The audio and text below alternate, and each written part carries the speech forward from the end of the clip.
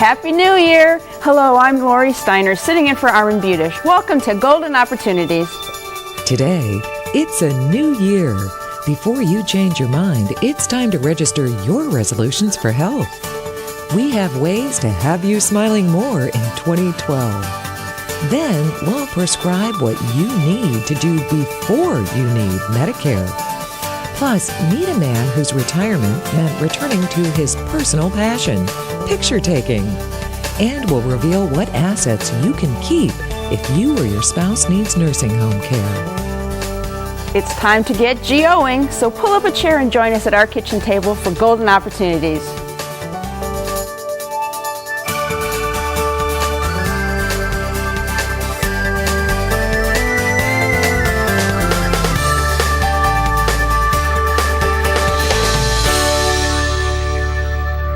It's January 1st, and you probably got your own list of resolutions. But pharmacist Mary Sheehan has a healthy dose of ideas to help you on your way to wellness as you welcome in the new year. Welcome to the show. Thank you. Good Thank you for having me. Well, you're a pharmacist, so I'm betting you've got a whole bunch of medication do's and don'ts for us. Lori, you know me so well.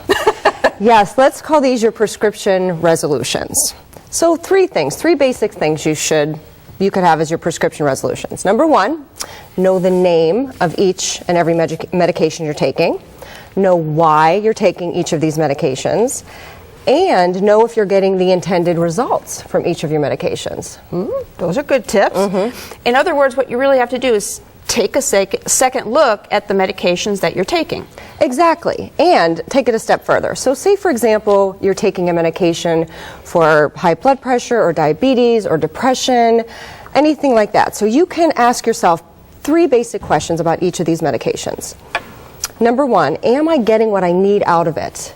Am I getting the results? I mean, we're not paying for powder in a capsule. You're paying for a result, right? You better be doing something. Exactly. Number two, are you taking your medications respectfully? And by that I mean, are you taking them like you're supposed to, as directed on the label? Are you getting your refills on time? Are you keeping them stored in a place that keeps them safe and maintains their potency? For example, someplace cool and dry, like in a cabinet in the pantry. And third, and my favorite, what else can I do to help my medications help my body? Okay, so you're a partner in this whole medication thing. Oh, yeah. So I betcha that involves exercise, taking care of yourself, those kinds of things, your diet. That's everybody's resolution every year. It is. And what I found that people that really know about something tend to care more about it. So then to take it back to your medications, if you would just resolve to find out three new things about your medications. Number one definitely should be, how do they work? You can go into your pharmacist and ask them to explain to you how this medication for your high blood pressure works. And they're going to tell you in English? Well, if they don't, right, if they don't, you can ask them to bring it down, but expand yourself. Not just, oh, it helps lower your blood pressure. Ask how. Then you learn something. What else you can do, which is kind of fun, is to learn about the body parts, the organs that these medications are designed to help. So you can learn about your stomach, how it works. You can ask your pharmacist how it connects to other organ systems. You can ask your physician. You can go online. So you can learn about your body and how it works, because the more you learn, then you become inspired to care about that. And then that inspiration can lead to changes, like these lifestyle-related changes that we're trying to make. Like it's always hard to keep going with that. So you've got some incentive, some reason for it. Absolutely, because I'm sure it's the same in your business. Like, the more you know about something, the more you care, and then vice versa. The more you care, the more you know, and it's just part of that whole, taking your power back when it comes to your health care. Yeah, and that's great advice. So is the goal here to know more about things so you don't have to take the medications, that maybe you can self-help? Well, for some people that is a goal and is attainable, and for other people it is not. Everyone is on their own path to wellness, and everybody kind of has to find their own way to their wellness. But there's one thing that we can all do. That is to educate ourselves and ask questions and take care of ourselves. Those we can all do. Really excellent resolutions to add to the ones that everybody's already got going on. Yes. And they kind of interrelate. I mean, if you want good health and you want to diet and you want to exercise, you have to think about the medications, and you have to think about what you're eating and what you're putting into your body. Yes, it's all connected. Those were great tips for us here today. Thank you. Think about adding Mary's resolutions to your own, because she and we wish you well. To find out more or to have Mary speak to your group, use the information that's coming up next. Find out more by visiting www.goodmedicinepharmacist.com. Next, a new smile for the new year. But first, on this January 1st, can you locate the land that literally rolls out the barrel to greet the new year? We'll answer this burning question when we return. Welcome to Breckenridge Village, a continuing care retirement community conveniently located in historic Willoughby, Ohio. Whether it's a luxury apartment, a spacious ranch home, or newly built brownstones, it's all here with the added security of knowing more care is available when you need it. Breckenridge Village offers an exciting and upbeat lifestyle, and the food is fabulous, and our staff makes you their #1 priority. Learn more about Breckenridge Village and come see our new Veal Wellness and Aquatic Center. It's a hot time in the old town when Hogmanay hits. That's the Scottish name for the new year. While we're watching the ball drop, in Scotland, barrels of tar are set on fire and rolled down the streets, burning up the old year so the new year can roll on in. It's the first day of a brand new year, but if you didn't greet 2012 with a smile, we can help. Dentist Steve Marsh is here with new ways to create a new smile in the new year. Hey, Steve, how are you? Good, and welcome back to you, Lori. Thank nice you to so have much. you here and see you here again. New year, new host for at least for temporarily. So, if getting a beautiful smile is on our list of resolutions, how do we get started so that we can check that one off? Well, you know, one of the nice things about a new year for patients who have insurance is they get a new year of insurance, anywhere from $1,000 to usually $2,500. So financially, it's a good idea. Also, what's happening in dentistry is we realize that the financial state of everyone isn't what it used to be in some cases. Yeah, that's for sure. And so we offer things like 12 months no interest, sometimes financing with things like Care Credit or Springstone financing. So the beginning of the year, as your last guest talked about resolutions, one resolution might be a new smile. Take a look at your smile as well as your medications. Are there new dental designs for 2012? I understand that you recently attended a major conference, the Conference of the Academy of Comprehensive Dentistry. Yeah, it's called ACE is the okay. acronym. And what we're talking about today is one of the best things is dentistry has become more conservative. In the past, when we did a lot of restorative work, sometimes you had to do a lot more tooth reduction. So today, whether we're using veneers, whether you're using crowns, whether you're putting in fillings, I think dentistry is learning that we need to be more conservative. And for those patients who are more mature, we need to do things that will fall in that line. You know, I recently had a guest on this show, and I had more calls about her before and after than any that I've had. My goodness. In many years. And this is a case where she wanted to keep most of her teeth. They were in good shape. And as we mentioned on the last show, we were able to actually use porcelain veneers. Porcelain veneers are thinner, more conservative than they've ever been. Yeah, they've come a long way, I understand. Right. And they're now 3 to 4 times stronger than any of the porcelains that we ever had in the past. So that's a beautiful example. Here's a patient who's actually a friend of ours, Lori. Mm-hmm. She came to me and said, Steve, when you have something where you don't have to give me injections, where you have to do very little tooth reduction, let me know. And so recently we did some rounding. You can see that there's been some rounding done in the before picture. Her teeth had pretty good alignment, but she wasn't happy with her smile. We used one of these new veneers, these very thin, we call them contact lens veneers. Oh, so as thin as that, but much stronger. Much stronger. And we placed those over the teeth. We got the color that she wanted. We wanted to start in the upper arch. She had 10 veneers done. And again, Lori, I mentioned conservation of tooth, and that's what we were able to do with her. No anesthetic. Mm-hmm. Another patient who's in our age group, maybe my age group, maybe not yours, Lori, sorry. You'd be surprised. Anyway, so we did, again, she liked the way they looked in terms of the alignment. She had had braces as a kid. As an adult, they started to spread. Her grandchild made a comment about her teeth, and literally that's what brought her in to see us. And again, 10 porcelain veneers just by little reshaping. In fact, no anesthetic, in other words, no numbing was done to give her that beautiful smile.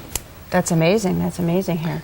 So we have some really wonderful approaches that we can use now, and that really is the thrust of today's dentistry, is to be conservative and do it in stages. Not everybody can do 10 veneers at once. They might want to do a few. Mm-hmm. And this is a conservative approach. She came to me, she was unhappy with her smile, she was unhappy with the color of her teeth. At first we just did this whitening, this bleaching.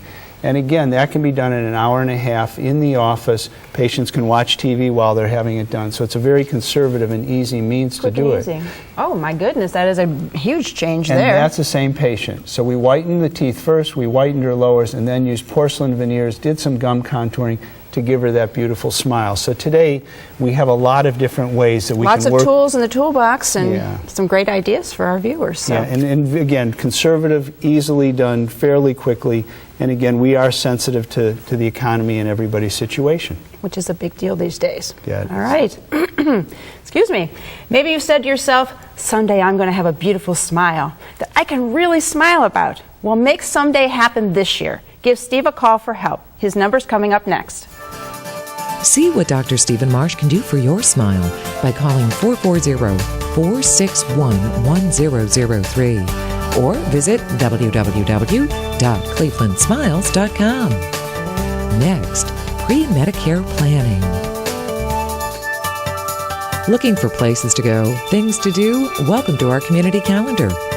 On the home front, Civil War fashion and domestic life is a current exhibit at the Kent State University Museum that brings to life how civilians fared while the war raged. In addition to period costumes, photographs, and artifacts, the Keckley quilt is featured, created with fabric believed to have come from scraps of Mary Todd Lincoln's dresses. To clothe yourself and more information, call 330-672-3450 or visit www.kent.edu/museum. You're looking ahead to retirement and you've done your financial planning, but have you done your health care planning to make sure that you maximize your Medicare benefits? Mike Bentley, the Vice President of Group Benefits at Brooks & Stafford, is here to give us the benefit of his expertise on benefits. Great to be with you. Well, great to have you. So, is it really that complicated to get your Medicare benefits? Well, the key question is knowing, when am I eligible for Medicare? Many people today are offered severance packages, or they decide to take an early retirement, which actually leaves a gap of them leaving their group policy and actually being eligible for Medicare. A recent survey was done of baby boomers, and the question was asked, do you know when you are eligible for Medicare? Only 36% knew that the correct age was 65. That's pretty horrible, since all the baby boomers were reaching age 65 here pretty soon. Correct. So the problem is, if you decide you're going to retire at 60, you may have the false assumption that because you could take an early Social Security at age 62, you're going to be eligible for Medicare at 62. That's true, that's true. So you got Right. some problems to worry about. So what are the Exactly. options? Well, one, you could delay your retirement. This is especially important to consider if you have a spouse that's many years younger than you. So you might be approaching Medicare age, but maybe your spouse is 5 years younger than you. What are you going to do about his or her coverage? You could delay your retirement. Secondly, you may take COBRA.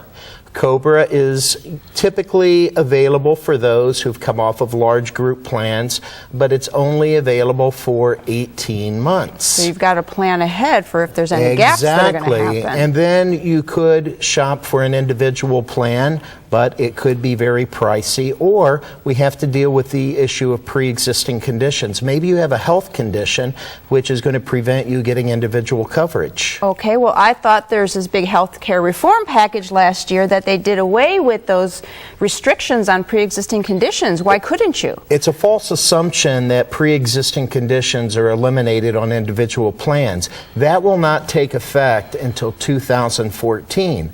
So we have a time period that someone may use up all of their COBRA, still be short of Medicare age of 65, and fall in a gap there where they don't qualify for an individual plan. Ooh, that could be a real problem. Exactly. Especially as you age and health care issues become bigger and bigger. So what, if people need this insurance, maybe have a pre-existing condition, or they don't want to, spend huge amounts of money for the insurance, what can they do? Well, there are a couple of options. In Ohio, I've always told my clients it's not an issue of insurability, it's affordability. Ohio has what's called a HIPAA plan. And this is a very basic health plan that's available, but it's very, very pricey. We also have, as a result of the recent healthcare reform law, what is called a high-risk pool. However, in the state of Ohio, you must go without coverage for 6 months before you become eligible. Can't be a problem. But how do you apply for that if somebody needs to go that route? Great question. OhioHealthRiskPool.com. OhioHealthRiskPool.com, or you can contact me at my office. We'll send you out a kit. Okay. Well, it sounds like this is confusing. So, who do you go to for help? Well, you could contact your local broker or consultant. It's very important to spend a lot of time preparing for your health care cost in retirement, as well as your financial income stream. Fidelity Investments every year does a survey or does a study which calculates the cost of health care for a couple age 65 retiring. And the latest study has shown that it's going to be $230,000 for a couple turning 65 to cover their health care cost during retirement. Big number, good advice to try to cover that number here. So, finding and paying for health care coverage can be challenging and frustrating. And if you're thinking about retiring early, it's even more important to know what you're getting into. My thanks to Mike Bentley for opting to be here today to share some health care coverage options. To learn more, call the Brooks and Stafford Company at 216-696-3000 or click to www.brooks-stafford.com. Next, a picture-perfect retirement. It's time to get up and go. An exercise minute on golden opportunities. Hello everybody, I'm Mike Carbon from Breakout Fitness, and today we're going to do a tricep kickback to work the back of the arm. We got our dumbbells ready to go? Ready to go. All right, here we go. We're going to bend at the hips and lean forward, standing about 3 feet back from the chair. Bring your elbow up to about your back, and that's the starting position. Now what we're going to do is extend the forearm straight back, flattening the arm out, down, and back. Beautiful. We're going to use slow and controlled movements.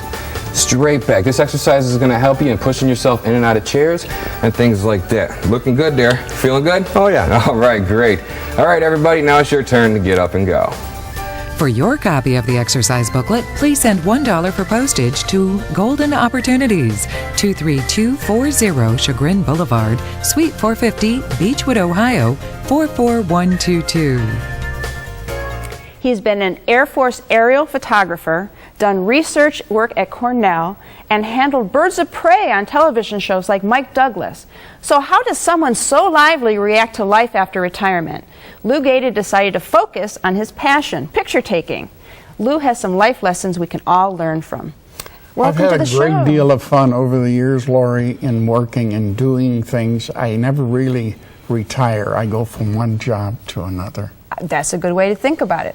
So before we focus on your current passions, let's talk about the scrapbook of your employment. You've had some really interesting jobs. So let's starting out with the aerial photography. Okay, what it was in the service, I was in the reserve, and when Korea started, our outfit was activated.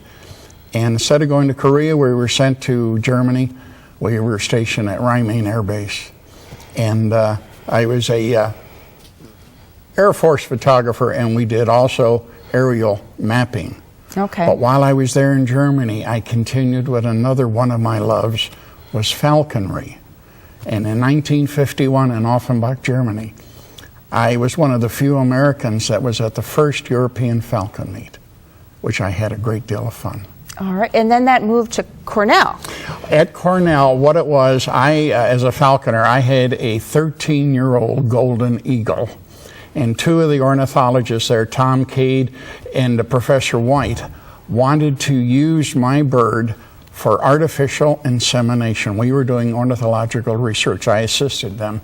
And the funny thing is that we did get a fertile egg. And I was being teased because I did own the Golden Eagle. I was a foster father to a baby eagle. So everybody had a great deal of fun with it. Oh, I betcha. In addition to that, you worked in the circus? Well, what it was, Clyde Beatty in the circus was in town. A friend of mine knew him, and I was working with a mountain lion, and he said, Lou, would you like to, there's a shot with me, Clyde Beatty behind me, I'm in civilian clothes. Clyde said, do you have the nerve to try it? Here's a 400-pound black mane African lion, and I had a great deal of fun. Clyde first was in front, then he got behind me.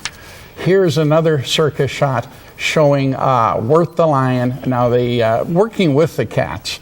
Unfortunately, when Clyde died, one of the other individuals, fellows that worked with us, he was a little older and he had more experience, and he took over the program for him. Oh, and you've been on television on Mike Douglas? Well, yes, so we were on the Mike Douglas show. Yeah, the shot here, it was real funny. It was Steve Rossi and Marty Allen was with Mike Douglas, and the thing is, Mike wanted, what we were doing was trying to guess how much a bird weighs. Okay. And what we were doing was putting a glove on the guest and guessing, and we were going to use Marty Allen. Unbeknown to us, because it wasn't mentioned to him, Marty Allen is afraid of birds. Uh-oh, that walked was not off good. the set, and his partner Steve Rossi said, I'll do it. We put a golden eagle on his arm to guess how much she weighs. He doesn't look happy there.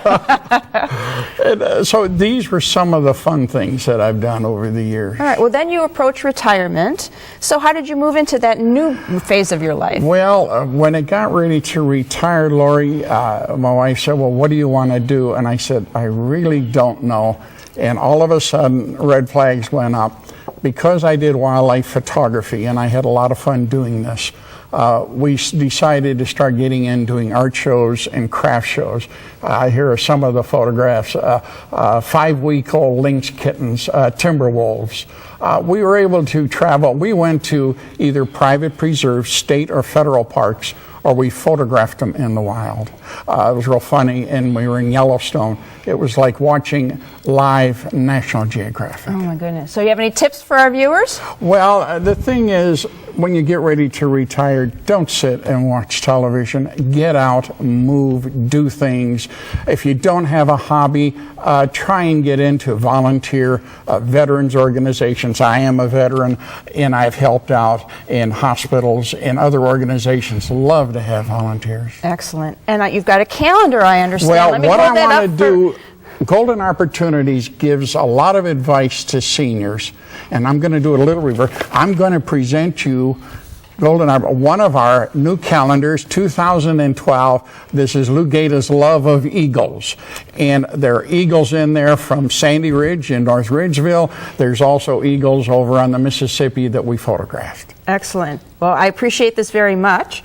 Lou Gaeta is a picture-perfect example of how to retire from work but not retire from life. My thanks to Lou for joining us today. And we'll have, I think, an email address to get a copy of this if you want to. Yes. Also, I am 81 years old. You don't look it. Congratulations. And I'm having fun. Good. Next, you don't have to lose everything if you or a spouse needs nursing home care.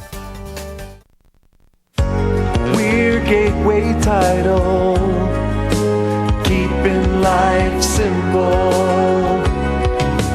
We can make it simple. We've got everything you need. See how easy selling your home can be. We're Gateway Title. We're keeping life simple. When you or a loved one must go to a nursing home, Medicaid will cover your costs only if you don't have much money or property.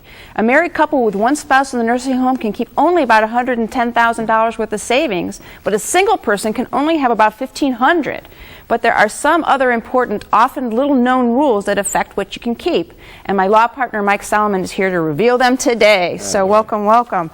Let's start with your house. Can you keep the family house? Well, it depends. If you're married, you can keep that house. One spouse goes in a long-term care facility. The other spouse can keep the house as long as it's no more than approximately $500,000. A single person, though, you can't keep the house. You have to sell it. Unfortunately. How about your household goods, your personal items, your stuff?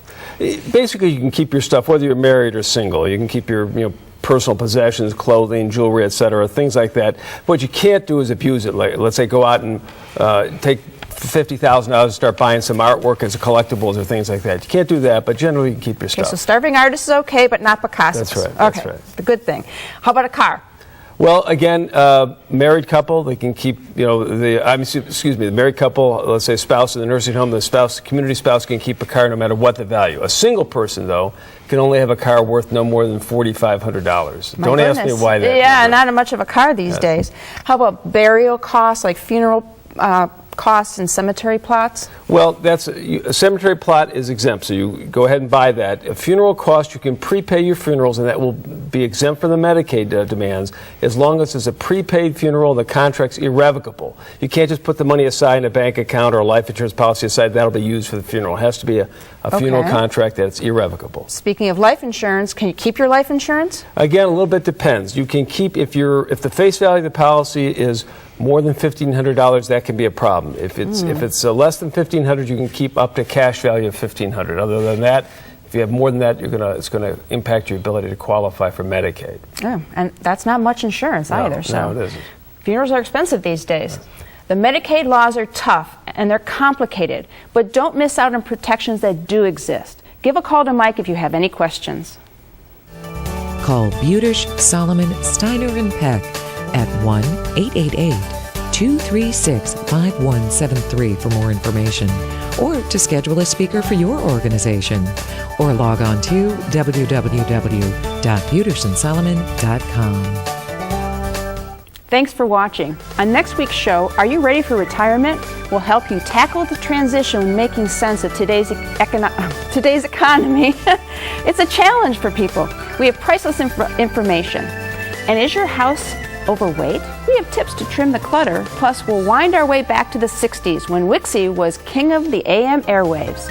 Until next week, please remember to make the most of your golden opportunities. Would you like to join our kitchen conversation? All you have to do is call toll-free 1-877-765-1543 and leave us your question, name, and phone number. Or log on to www.golden.tv for all the latest information and show updates.